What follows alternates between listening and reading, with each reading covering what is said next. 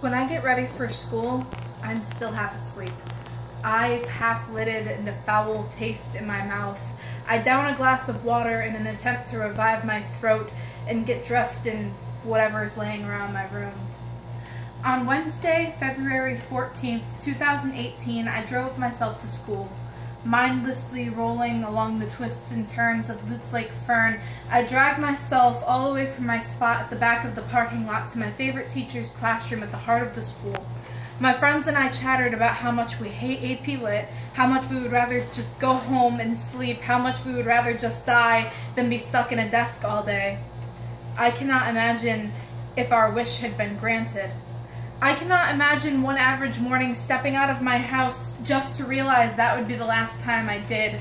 I cannot imagine mindlessly maneuvering to the place of my demise. I cannot imagine the same friends and peers I spend the morning chatting with laying on the ground beside me in a pool of their own blood, but for thousands of traumatized students only 3 hours away from my high school, this is their reality.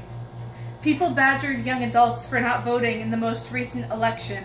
Well, they can bet they'll never have to worry about that ever again. Don't you worry your pretty little heads about it, because us kids are ready to take ourselves off the back burner. Because apparently our lives depend on it. Apparently adults who are supposed to vote to protect us can't even really do that on their own, so we'll take it from here, guys. My generation is always called lazy. My generation is always called irresponsible, entitled, bratty, self-absorbed, stupid, and people love to single us out and call us special snowflakes. But I don't think they realized that when a whole lot of pissed off snowflakes get together and finally start fighting back, it's called a blizzard. This is not us asking for a change, we're demanding it. This tragedy should not have ever happened.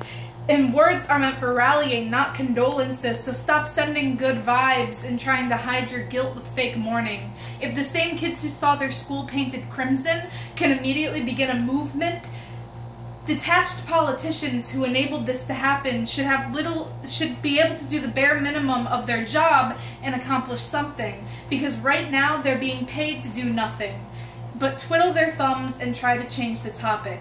Not all of these wounds are fresh. They started in 1840 in Charlottesville. They were deepened by Sand Creek in 1864. They were amplified by Columbine in 1999.